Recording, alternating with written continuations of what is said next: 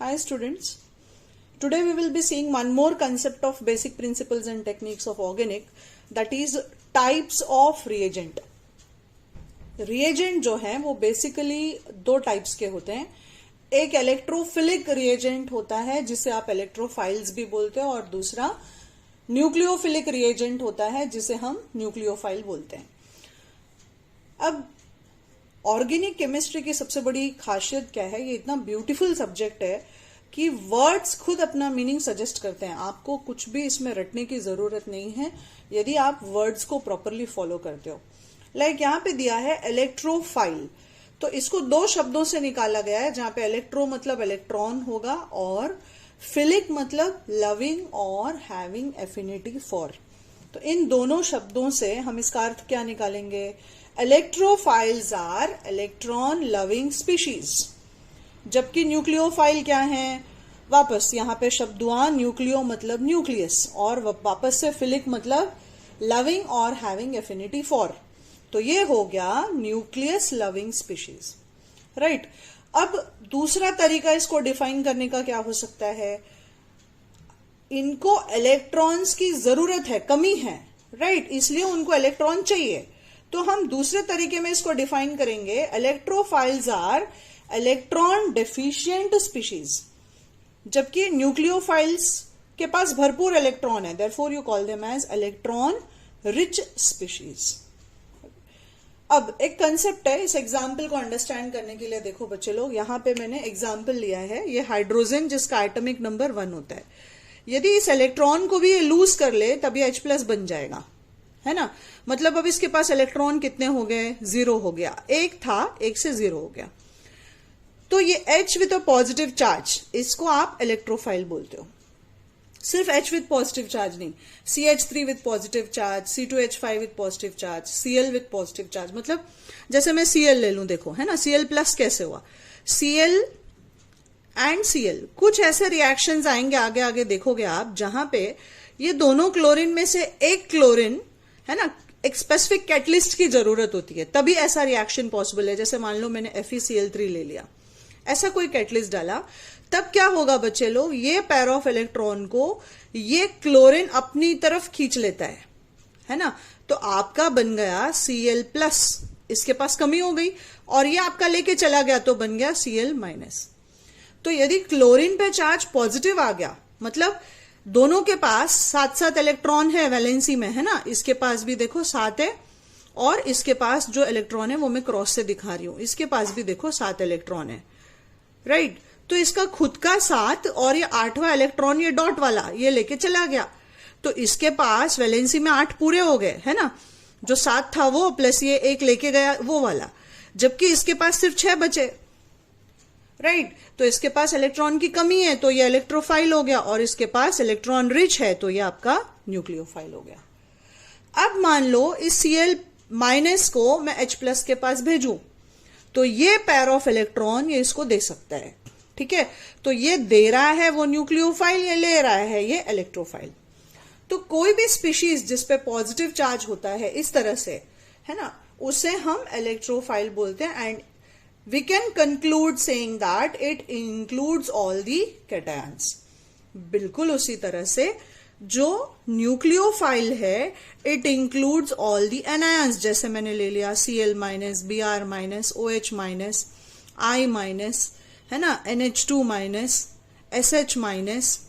ऐसा हम कोई भी नेगेटिवली चार्ज्ड स्पीशीज को यदि ले लेंगे, से CH3 with a negative charge, C2H5 with a negative charge, H with a negative charge, ये लोग सब, तो हम यहां पे स्पेसिफाई कर सकते हैं कि it includes all the anions.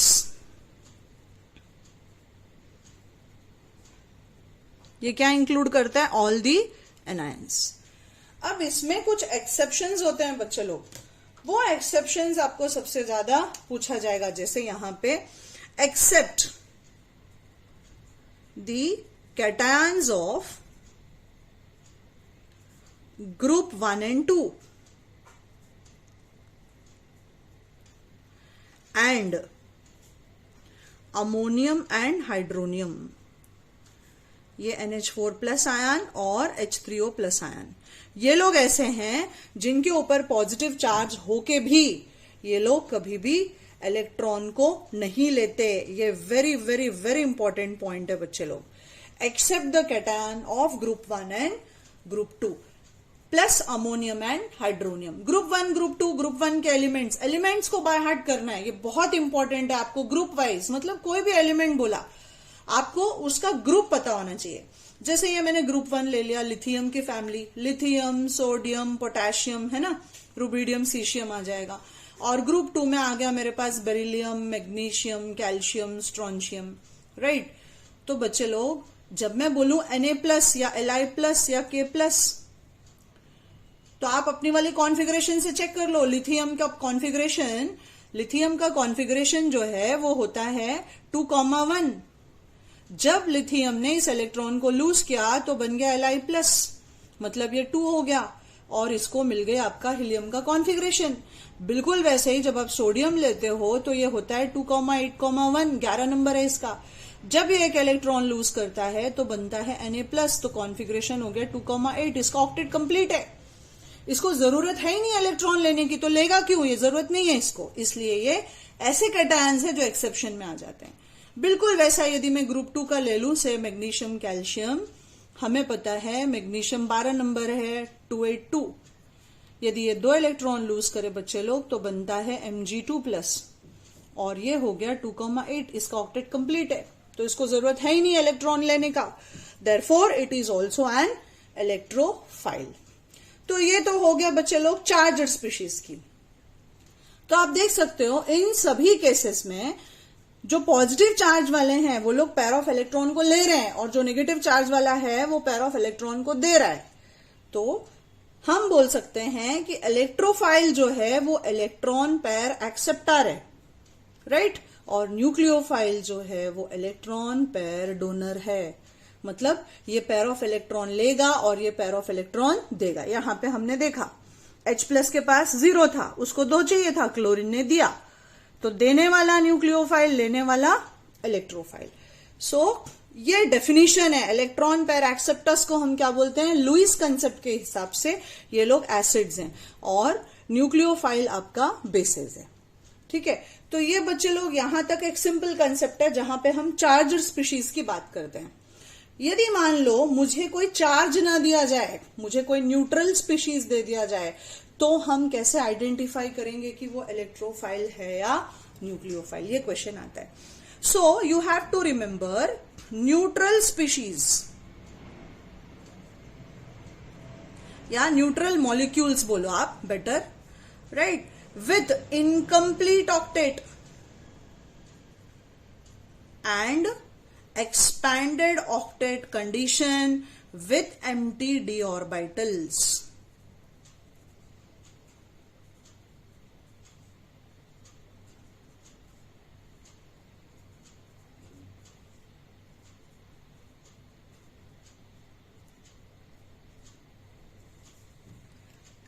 Incomplete octet मतलब 8 से कम इलेक्ट्रॉन है इनके पास, less than 8 electron. Expanded octet मतलब 8 से ज्यादा इलेक्ट्रॉन है। जैसे यहां पे हो गया बच्चे लोग BeCl2 या BF3 या ZnCl2 या फिर FeCl3, ऐसा मॉलिक्यूल्स ले लिया मैंने। तो देखो एक बॉन्ड का मतलब कोवलेंट बॉन्ड में 2 इलेक्ट्रॉन होता है ना। जब मैं बॉन्ड बोलूं तो ये बेरिलियम का इलेक्ट्रॉन, ये क्लोरीन का इलेक्ट्रॉन, बिल्कुल वैसे ये बेरिलियम, ये एक और क्लोरीन का इलेक्ट्रॉन। मतलब एक बॉन्ड का मतलब 2 इलेक्ट्रॉन होगा बच्चे लोग। तो 2 बॉन्ड का मतलब कितना हो गया, 4 इलेक्ट्रॉन। तो इस बेरिलियम के पास 4 इलेक्ट्रॉन है।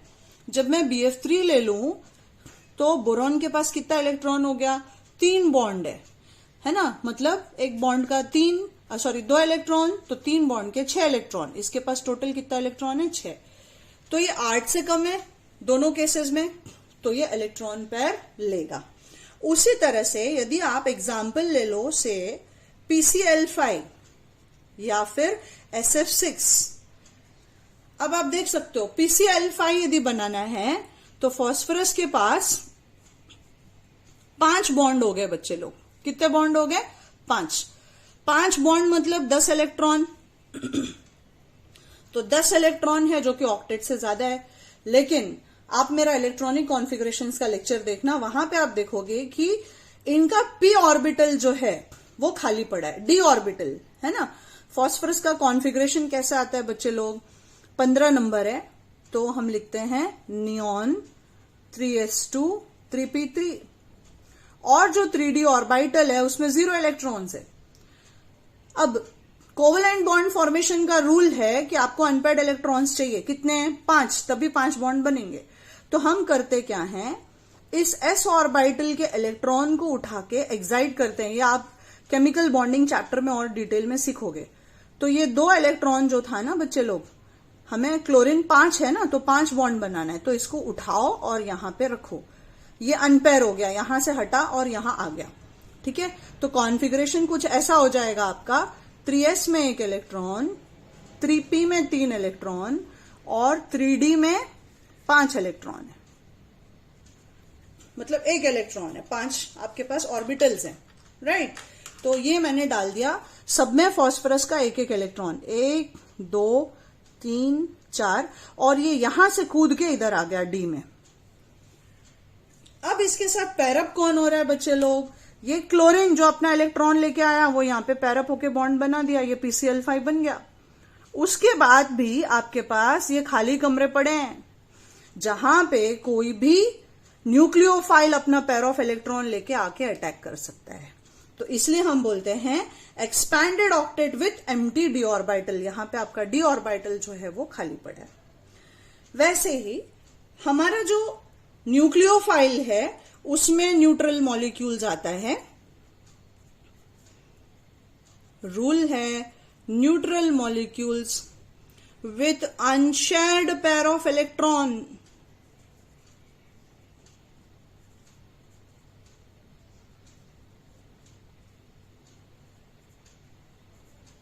जैसे मैंने ले लिया से अमोनिया, वाटर, हाइड्रोजन सल्फाइड, या फिर अमाइन ले लिया, primary amine, alcohol, thiol, ether, secondary amine, tertiary amine, ऐसे मॉलिक्यूल्स दे दिया बच्चे लोग। तो यहां पे अनशेयर्ड पेयर ऑफ इलेक्ट्रॉन रहता है। अब इसका मतलब क्या होता है ये अंडरस्टैंड करते हैं। एक एग्जांपल लेती हूं मैं, बाकी में आप ट्राई करना, और यदि ना समझे, कुछ डाउट्स हो तो आप कमेंट बॉक्स में मैसेज करना, मैं डेफिनेटली रिवर्ट बैक करूंगी। अब देखो यहां पे मैंने लिया अमोनिया, मुझे पता है सेंट्रल एटम यहां पे मेरा नाइट्रोजन है, और नाइट्रोजन के पास कितने इलेक्ट्रॉन होते हैं बच्चे लोग, टोटल 7। मैंने नया कॉन्फ़िगरेशन सिखाया आप लोग को, आप वीडियो देखोगे इलेक्ट्रॉनिक कॉन्फ़िगरेशन का तो आपको उसमें मिल जाएगा। ये हम लिखते हैं 1s2 2s2 एंड 2p3। ये मेरा वैलेंसी है बच्चे लोग, वैलेंस कॉन्फ़िगरेशन है, जहां पे 2s में 2 इलेक्ट्रॉन है और 2p में मेरे पास अनपेयर्ड इलेक्ट्रॉन प्रेजेंट है। कितना, 1 2 और 3। अब यदि मुझे अमोनिया बनाना है तो हाइड्रोजन भी अपना इलेक्ट्रॉन लेके आएगा, राइट, और वो यहां पे पेयर अप हो जाएगा। ये हाइड्रोजन का इलेक्ट्रॉन मैंने लाल से इंडिकेट किया, रेड कलर से। मतलब ये नाइट्रोजन है जिसमें ये सिंगल सिंगल इलेक्ट्रॉन 3 है, और ये पेयर्ड इलेक्ट्रॉन बच्चे लोग 2s में ये पेयर्ड है। ये आपका 10वीं क्लास का कॉन्फ़िगरेशन नहीं सिखा पाता है, राइट। तो ये पेयर ऑफ इलेक्ट्रॉन जो है ये पेयर्ड है, ये बॉन्ड के लिए नहीं जा रहा है, बॉन्ड बनाने नहीं जा रहा है, तो इसको हम बोलते हैं लोन पेयर। और ये जो सिंगल सिंगल इलेक्ट्रॉन थे जिन्होंने हाइड्रोजन के साथ बॉन्ड बना लिया, इसको हम बोलते हैं बॉन्डिंग पेयर, राइट। तो हाइड्रोजन अपना इलेक्ट्रॉन लेके आया और ये आपके बन गए 3 बॉन्ड, ठीक है। आप इस तरह से दिखाते हो कि कोवेलेंट बॉन्ड बन चुका है। अब ये जो पेयर ऑफ इलेक्ट्रॉन है बच्चे लोग, वो इसके पास ऐसे ही पड़ा हुआ है। अब मान लो कोई दुखी आत्मा आया, जैसे इलेक्ट्रोफाइल आपका H+, ये आ गया, कमी है, इसके पास 0 इलेक्ट्रॉन है, तो नाइट्रोजन के पास जो ये अनशेयर्ड पेयर ऑफ इलेक्ट्रॉन पड़ा है ये इसके साथ शेयर करेगा। लो भाई, तुम्हारा भी दुख कम, मुझे जब चाहिए मुझे दे देना। तो ये बन गया आपका अमोनियम आयन, ठीक है। लेने के बाद तो अमोनिया के ऊपर नाइट्रोजन में, अमोनिया में नाइट्रोजन पे एक unshared pair of electron present है। तो यदि यहां है तो आपके जितने भी कंपाउंड्स में नाइट्रोजन है एक्सेप्ट क्वाटर्नरी अमाइन, एन पे प्लस चार्ज नहीं आना चाहिए, तब तक आपके ये सब जो हैं न्यूक्लियोफाइल हैं, क्योंकि इनके ऊपर unshared pair of electron present है। इसकी जगह आप ऑक्सीजन का कॉन्फ़िगरेशन लिख के देखना, आपको ऐसे अनशेयर्ड पेयर 2 मिलेंगे, इसलिए ये भी न्यूक्लियोफाइल है। और ऑक्सीजन के फैमिली का ही सल्फर है, इसलिए सल्फर पे भी 2 पेयर ऑफ इलेक्ट्रॉन प्रेजेंट रहते हैं। तो ये बच्चे लोग, ये जो लेक्चर्स मैं आपका ले रही हूं, ये एकदम बेसिक है फॉर 11th स्टैंडर्ड। ये एंट्रेंस के लिए बहुत कम है ना, हार्डली कुछ किया है हमने। आगे जैसे जाएंगे ना, आपको कॉलेज लेवल पे ज्यादा पूछ सकता है, give the difference between and so on, but proper application क्या है, कोई भी एग्जाम्पल यदि दिया जाए तो आप पहचान पाओ कि ये इलेक्ट्रोफाइल है या न्यूक्लियोफाइल है। So I have try to make it clear to my best whatever I could do. फिर भी यदि आप लोग को कुछ डाउट रहेगा या कुछ रहेगा तो आप प्लीज कमेंट बॉक्स में डालिएगा, मैं जितना हो सकता है और सिंप्लीफाई करने का कोशिश करूंगी।